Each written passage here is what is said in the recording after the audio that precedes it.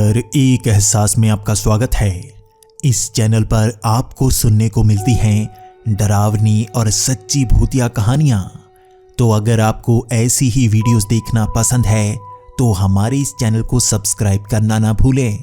तो अब बढ़ते हैं आज की कहानी की ओर।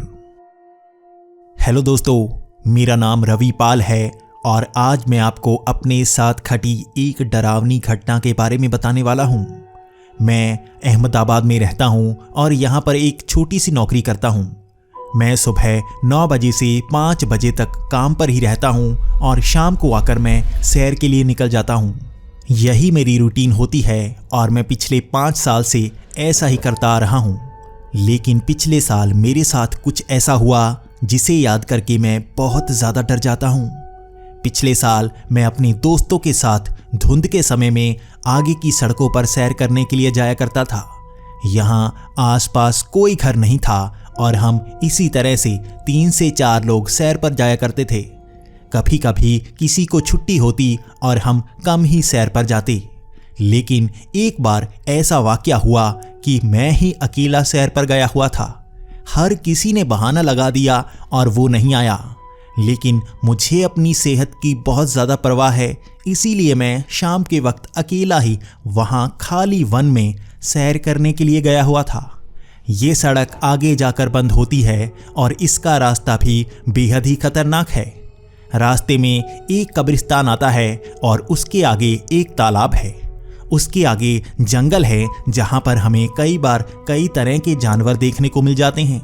और उसके आगे बिल्कुल झाड़ियाँ ही झाड़ियाँ। ये झाड़ियाँ सड़क के ऊपर भी चढ़ी हुई हैं और उसके बाद सड़क खत्म हो जाती है और जंगल शुरू हो जाता है। हम वहीं पर जाकर वापस आ जाते हैं।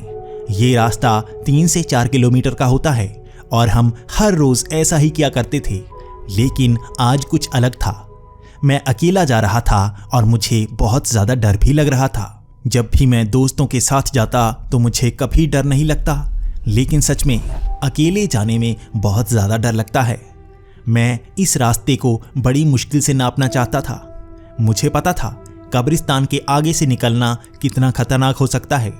मैं ऐसी कई फिल्में देखता ही रहता हूँ जो भूत प्रेत की होती हैं, इसीलिए मेरे दिमाग में ऐसे ही ख्याल आ रहे थे। सबसे पहले मैं उस कब्रिस्तान से तो निकल गया, लेकिन मैं बहुत ही ज़्यादा डर रहा था कहीं मेरे सामने कोई भूत या प्रेत ना आ जाए। लेकिन वो सफ़र काफ़ी आसान रहा। लेकिन जैसे ही वहाँ पर तालाब आया तो हवा चलने लगी। मैं डर रहा था। भूतों की फिल्मों में ऐसा ही तो होता है, जब भी भूत प्रेत आते हैं तो हवा चलनी शुरू हो जाती है। ये रास्ता काफ़ी मुश्किल भरा होने लगा था। इन हवाओं को चीरते हुए मैं सड़क पर आगे बढ़े जा रहा था। पहले मैंने सोचा कि मैं थोड़ी सी रनिंग भी कर लूँ, लेकिन फिर मैंने सोचा अगर मैंने भागना शुरू किया और यहाँ पर मेरे पीछे कोई जानवर पड़ गया तो मैं तो पहले से थका होऊंगा, उससे मैं जान कैसे बचा पाऊंगा। ये सोचकर मैं धीरे धीरे ही चलने लगा। अब मैंने उस तालाब को भी पार कर लिया था। उसके आगे मुझे एक रोशनी नजर आ रही थी। वो रोशनी एक जंगल की तरफ थी। हम हमेशा ही आगे निकल जाते। हमें कई बार रोशनी नजर आती, लेकिन आज मैं अकेला था। पहले हम सोचा करते कि वहाँ पर कोई नशेड़ी होते होंगे जो आग जलाकर नशे करते होंगे। हम हमेशा यही सोचकर आगे बढ़ जाते, लेकिन आज सच में वो रोशनी मुझे अपनी तरफ बुला रही थी। मुझे ऐसा लग रहा था जैसे वहाँ पर जाकर मुझे ज़रूर कुछ ना कुछ नया देखने को मिलेगा। वैसे भी इस तरह अकेले जाने में भी बहुत मज़ा आता है और मैं कब्रिस्तान और उस गंदे से तालाब से आगे निकल आया था। यहाँ पर डरने की ज़्यादा ज़रूरत नहीं थी। वैसे भी यहाँ थोड़ी ना भूत प्रेत आएंगे। यही सोचकर मैं उस रोशनी की तरफ बढ़ने लगा। मैं सड़क से नीचे उतर चुका था और वहाँ पर थोड़ी थोड़ी झाड़ियाँ थीं, लेकिन जैसे वहाँ आगे जाने का एक रास्ता बना हुआ था। मैं सोच रहा था यहाँ ज़रूर ही कोई ना कोई जाता होगा और आगे मुझे कोई ना कोई घर ज़रूर देखने को मिल ही जाएगा। इस धुंध में ज़्यादा कुछ नज़र नहीं आ रहा था, लेकिन ये रोशनी ज़रूर ही आग की थी। किसी ने वहाँ पर आग जलाई हुई थी और मैंने सोचा कि ठंड में ज़रूर कोई हाथ सेक रहा होगा।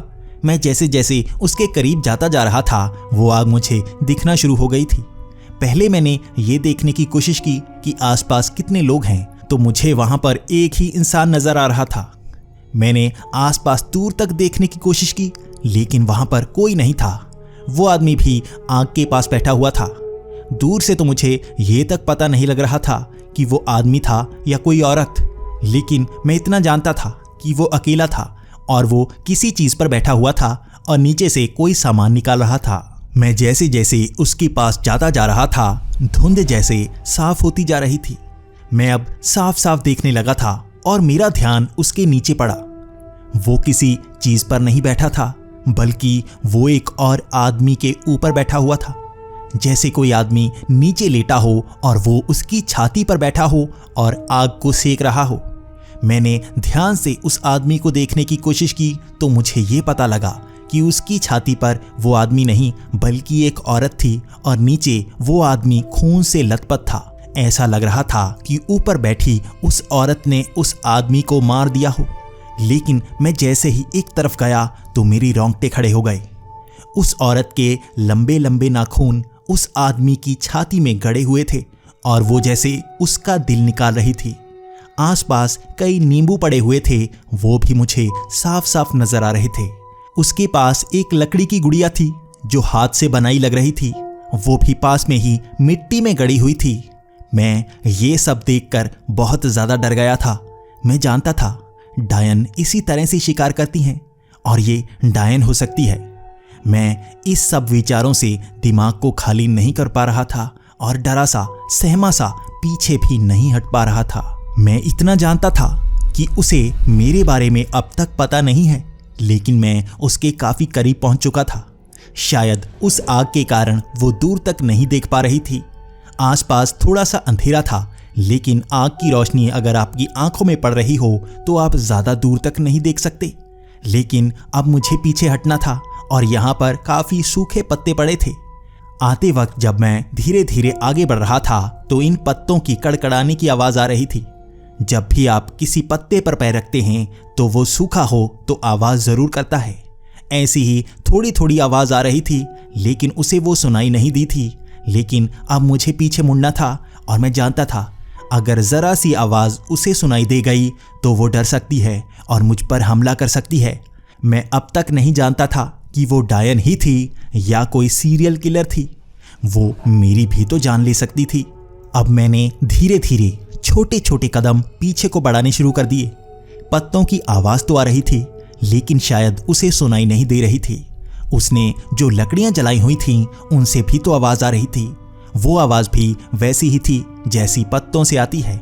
शायद इसी कारण उसे पता नहीं लग पा रहा था। लेकिन यहां पर मुझसे एक गलती हो गई। आगे बढ़ते वक्त हम देख सकते हैं, लेकिन पीछे मुड़ते वक्त मेरी नजर उसी पर थी, इसलिए मैं एक छोटे से गड्ढे को देख नहीं पाया। मेरा पैर उसमें फंसा और मैं एक तरफ गिर गया। बहुत ज्यादा आवाज हुई इस बार और उसने मेरी तरफ देखा। मैंने भी उसका चेहरा अपने सामने से देखा था। उसकी सफेद आंखें थी और उसमें पुतलियां नहीं थीं। उसके लंबे लंबे बाल और उसमें थोड़े से सफेद बाल थे। वो बेहद ही डरावनी लग रही थी और जैसे ही उसने मेरी तरफ देखा वो हंसने लगी। उसकी हंसी इतनी तेज थी कि मेरे कान फटने को आ रहे थे और मैं डरा हुआ जैसे हिल नहीं पा रहा था। ये उसका जादू था या क्या? मेरे जैसे शरीर से जान निकल चुकी थी, लेकिन मैंने हिम्मत की और मैं उठा और अब मुझे किसी का डर नहीं था। किसी आवाज से मुझे नहीं बचना था, इसलिए मैं तेजी से भागने लगा। मैं दोबारा उसी सड़क पर आना चाहता था ताकि मैं उससे दूर निकल सकूं। रास्ता काफी लंबा होने वाला था।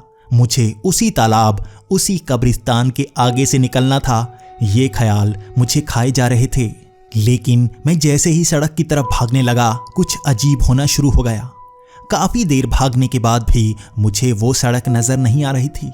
आखिर ये कैसी धुन थी?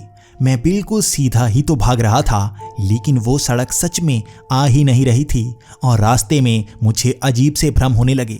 मुझे कभी तो वो आग एक तरफ नजर आती और कभी बिल्कुल अपने सामने। मुझे ऐसा लग रहा था जैसे मैं घूम फिर कर वहीं पर आ रहा था। ये बहुत ही डराने वाली बात थी। जब भी मैं घूमकर उस आग के पास पहुंचता, वो औरत मुझे उसी आदमी की छाती पर नजर आती और जैसे वो मुझ पर हंस रही होती, जैसे वो जानती कि मैं यहाँ से दूर नहीं भाग सकता। मैं बड़ी ही तेजी से पीछे मुड़ने की कोशिश करता, लेकिन वहां भी भटक जाता। मैं बहुत ही मुश्किल से वहां से बाहर निकल पाया और मुझे सड़क नजर आई। वो बिल्कुल मेरे सामने थी, लेकिन मैं भागता जा रहा था। वो जैसे मुझसे आगे निकल रही थी।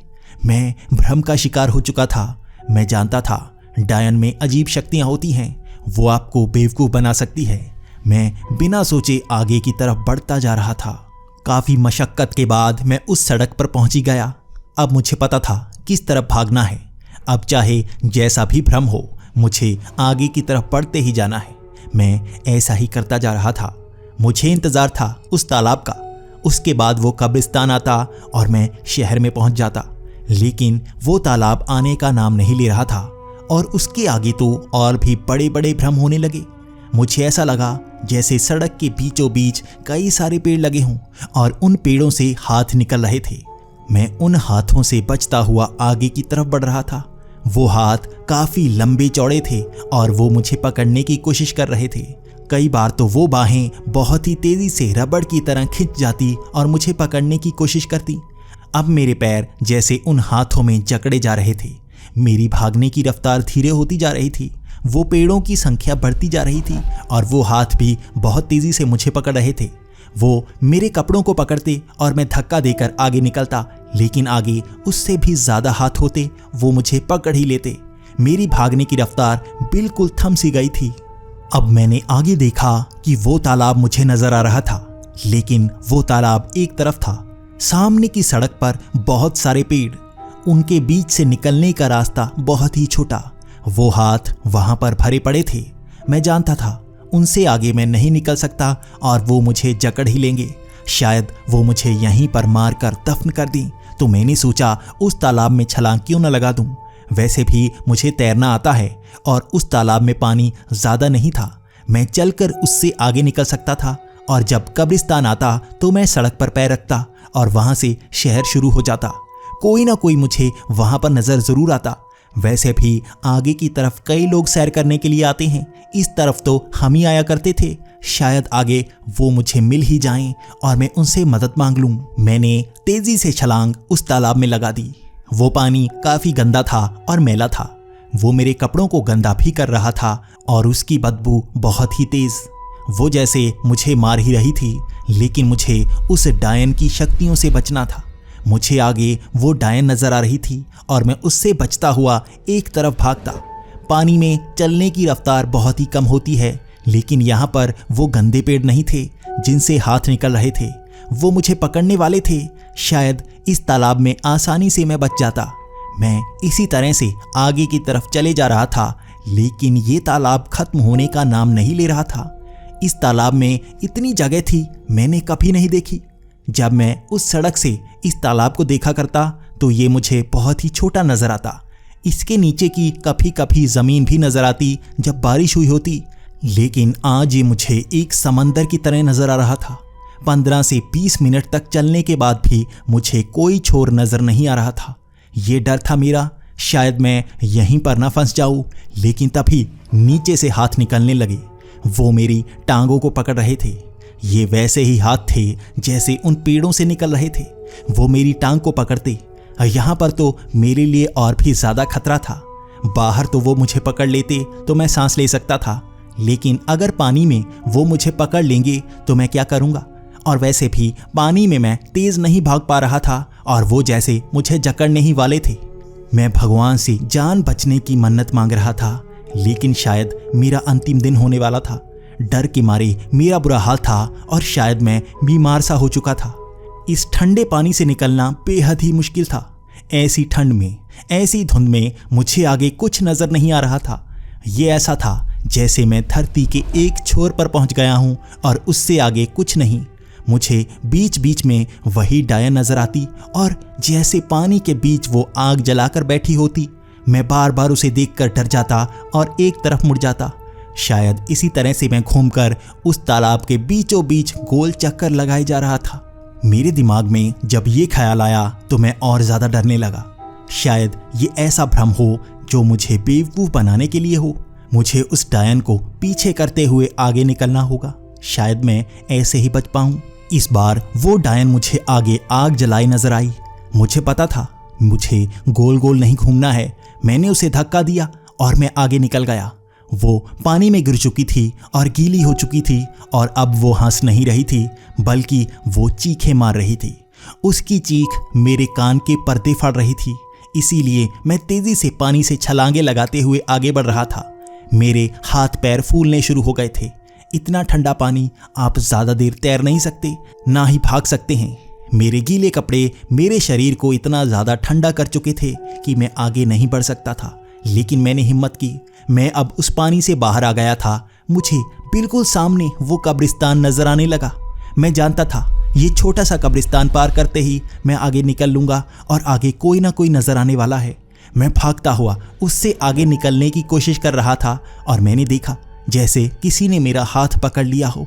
मैं डरा सा, सहमा सा उसे छुड़ाने की कोशिश कर रहा था, लेकिन वो जकड़ बहुत ही तगड़ी थी। मैंने पीछे मुड़कर देखा तो ये वही डायन थी। उसने मेरी बांह को पकड़ा हुआ था और वो छोड़ने का नाम नहीं ले रही थी। उसकी उंगलियां बहुत ही बड़ी थी, जैसे उसने मेरे हाथ को लपेटा मारा हो। उसके बड़े बड़े नाखून मेरी हड्डी के अंदर तक पहुंच चुके थे। मैं इससे निकल नहीं सकता था। मेरा हाथ भी दर्द करने लगा था। ठंड के मारे मेरा पहले ही बुरा हाल था और मैं डरा हुआ वैसे भी घबरा रहा था। वो मुझे छोड़ने का नाम नहीं ले रही थी और मुझे अपनी जान बचानी थी। मैंने एक झटका लगाया और अपने हाथ को खींचा, जैसे उन नाखूनों ने मेरे मांस को फाड़ दिया हो और मेरी हड्डी को तोड़ दिया हो। मेरे हाथ के 2 टुकड़े हो चुके थे, लेकिन मैं किसी तरह से आगे बढ़े जा रहा था। आगे पेड़ों की श्रृंखला ने जैसे उस सड़क को बंद किया हो। मैं जान गया था ये यहाँ से मुझे बाहर नहीं जाने देगी, तो मैं क्या करूँ? क्या मुझे इसी जंगल में भटकना होगा? आखिर मैं यहाँ से बाहर कैसे निकलूं? ये ख्याल मुझे खाए जा रहे थे, तो मैं एक तरफ भागने लगा।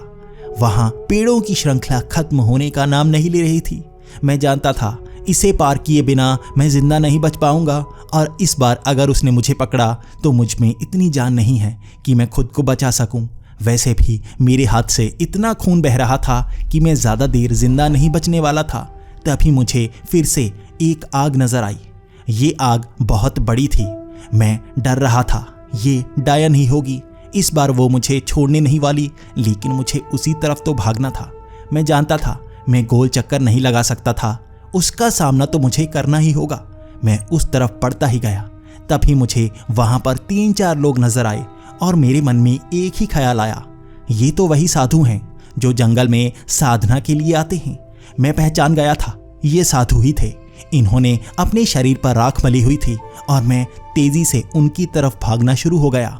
उन्हें देखकर मुझे इतनी ज्यादा खुशी हुई कि मैं बयान नहीं कर सकता, लेकिन मैं भागता हुआ उनकी जैसे ही पास पहुंचा वो भी घबरा से गए। मेरे शरीर से इतना खून बह चुका था कि पीछे एक रेखा ही बन गई थी। मेरा चेहरा भी उड़ा हुआ था। मैं जैसे गीला ठंड के मारे कांप रहा था और वो मुझे देखकर यही कह रहे थे, ये बच्चे यहाँ क्या कर रहा है? मरने का इरादा है? और मैं भी उन्हें यही कह रहा था, जिंदा बचा लो मुझे, जिंदा बचा लो। मेरे पीछे वो काली सी डायन पड़ी हुई है। मैंने जैसे ही उन्हें ये सब कहा, वो डायन जैसे दूर से मुझे घूर रही थी। मैंने उंगली का इशारा उस डायन की तरफ किया। मैंने उन्हें बताया, वो देखो, वो सफ़ेद सी आंखें उसी की हैं। वो साधु बिना डरे उसकी तरफ देख रहे थे और हंसने लगे। तब वो इन शब्दों का इस्तेमाल करने लगे, आजा, हमें भी आजमा कर देख ले। उनके ये शब्द जैसे उनकी शक्ति को बयां कर रहे थे। मुझे ऐसा लग रहा था जैसे उस डायन को टक्कर देने के लिए कोई उनसे भी बड़ा उनके सामने खड़ा हो। वहां एक साधु मेरे ही पास खड़ा हो गया, जबकि 2-3 उस डायन की तरफ भागने लगे। वो जैसे बिजली की रफ्तार से उस डायन की तरफ भाग रहे थे। मुझे खुशी थी, आखिर कोई तो मुझे बचा रहा था। तभी मुझे चीखने की आवाज़ें सुनाई देने लगी। ये चीख उस डायन की थी। उस डायन की वैसी ही चीख, ऐसी ही चीख उसने तब मारी थी जब मैंने उसे धक्का दिया था। ये वैसी ही चीखने की आवाज़ थी। इसके बाद ही उसने अजीब सी शक्तियों से मुझे बहुत ही बुरी तरह से डरा दिया था। शायद उन साधुओं को भी वैसी ही शक्ति का एहसास करना होगा। शायद उनको भी यहाँ से भागना ही होगा। मैंने उस अपने पास खड़े साधु से यही कहा, यहाँ से निकलते हैं, वो हमें जिंदा नहीं छोड़ेगी। लेकिन वो साधु मेरी तरफ देखते हुए हंस रहा था और यही कह रहा था, थोड़ा इंतजार करो। उसके बाद मैंने देखा वो साधु उस औरत को घसीटते हुए मेरी तरफ ला रहे थे। शायद वो उसे जान से भी मार चुके थे। वो बिल्कुल लटकी हुई लाश लग रही थी और उन्होंने एक एक टांग पकड़ी हुई थी और मेरे सामने लाकर उसे पटक दिया। ये एक बूढ़ी सी औरत थी। मैंने उनसे कहा, ये नहीं थी, वो डायन तो कोई और थी, वो इतनी बूढ़ी नहीं थी। तब वो मेरी तरफ देखकर हंसने लगे और कहने लगे, तुमने कभी डायन नहीं देखी? वो कितने रूप अपना सकती है तुमको नहीं पता। हमने कई बार इसे पकड़ने की कोशिश की, लेकिन पता नहीं ये कहाँ रहती है। तुमने हमारा काम आसान कर दिया। मेरे सामने ही उन साधुओं ने उस डायन की लाश को आग में फेंका। वो जैसे राख बनने को तैयार थी। आग में पड़ते ही उसकी राख जैसे आसमान में उड़ने लगी। मेरा पहले ही बुरा हाल था। मैं पूरा दिन इतनी घटिया चीजें देख चुका था कि ये देखने की हिम्मत मुझ में नहीं थी। उसका चेहरा मुझे हवा में नजर आने लगा और मैंने आंखें बंद कर ली। मैं काफी देर तक इसी तरह से रहा और उन साधुओं ने मेरी आंखें काफी देर बाद खोली और वो कहने लगे, अब देखो, अब तो ये जंगल डरावना नहीं लग रहा। मुझे सामने रोशनी नजर आ रही थी। ये शहर के कई घरों की रोशनियां थी। मुझे पता था वो अब बिल्कुल मेरे सामने थे और मैं यहां से निकलना चाहता था। मैंने अपने हाथ की तरफ देखा तो उन्होंने मेरे हाथ को पकड़ा हुआ था और उन्होंने उस पर एक कपड़ा सा लपेट दिया था। मैं उनसे कह रहा था, मुझे अस्पताल ले जाओ, शायद मैं बच जाऊं। तो वो साधु कह रहे थे, तुम मरोगे नहीं, आराम से जा सकते हो, इतना खून भी नहीं बहा है, इससे ज़्यादा तो हम बलि में अपना खून निकाल देते हैं। उस दिन मैं बहुत ही मुश्किल से पास वाले अस्पताल में पहुंच पाया था। मेरी जान तो बड़ी ही आसानी से बच गई, लेकिन ये घटना मैं आज तक भूल नहीं पाता हूँ। शायद ही उस दिन मैं उस डायन से बच पाता अगर वो साधु मेरे सामने ना आते। इतनी शक्तिशाली डायन को कोई कैसे हरा सकता है, ये सवाल मैं उन साधुओं से पूछना चाहता था। शायद उस दिन मुझ में हिम्मत नहीं थी, लेकिन उसके बाद मैंने उसी जगह पर उन साधुओं को ढूंढने की बहुत बार कोशिश की, लेकिन वो दोबारा मुझे नजर नहीं आए। शायद उस डायन को मारना ही उनका मकसद था, जो मैंने पूरा करवा दिया। उसके बाद वो वहां पर कभी नजर नहीं आए और अब मैं उस जगह कभी नहीं जाता और बाकियों को भी यही कहता हूं कि उस जगह पर कभी न जाएं।